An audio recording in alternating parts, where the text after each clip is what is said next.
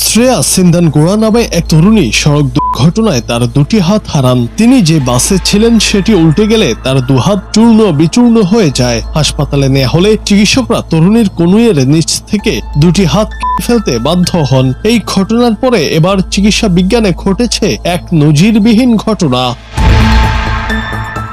ডাক্তাররা তার দুই হাতই জীবিত এক তরুণের হাতের সঙ্গে অপারেশনের মাধ্যমে সফলভাবে প্রতিস্থাপন করেন।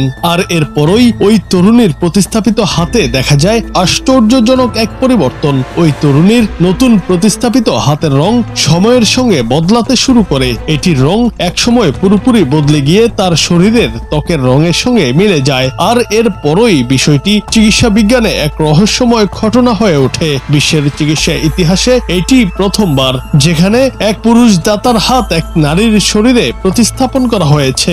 এমন অভাবনীয় ঘটনার পর এবার চিকিৎসকরা দেখছেন আশার আলো।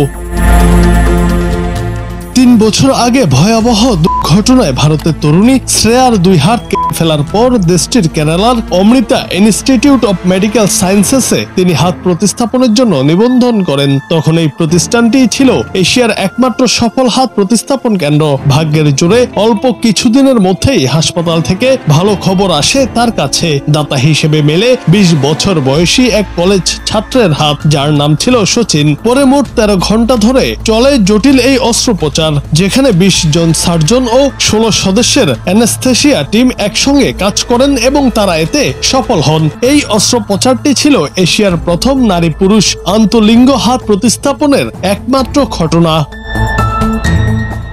প্রথম দিকে শ্রেয়ার নতুন হাত দুটি তার নিজের তুলনায় অনেক গাঢ় রঙের ছিল আর আকারেও ছিল কিছুটা মোটা আকৃতির, কিন্তু কয়েক মাসের মধ্যেই তার প্রতিস্থাপিত হাত দুটির রং বদলাতে শুরু করে। এখন সেই হাত দুটি আশ্চর্যজনকভাবে প্রায় পুরোপুরি তার নিজের শরীরের রঙের সঙ্গে মিলে গেছে।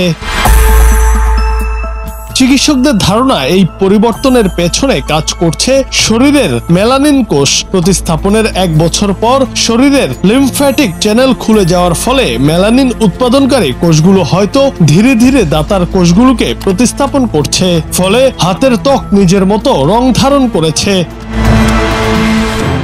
আর আশ্চর্যের বিষয় হলো শুধু রং নয়, হাতের গঠনেও পরিবর্তন এসেছে। এক সময় মোটা ও পুরুষ সুলভ হাতগুলো সময়ের সঙ্গে সঙ্গে সংকুচিত হয়ে নারীর হাতের মতো হয়ে উঠেছে।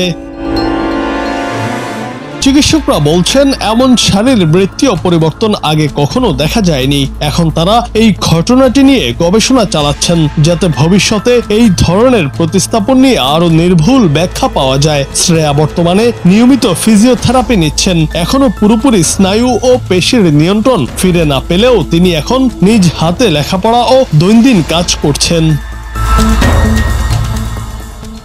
জুনায়েদ আহমেদ, বাংলা টিভি।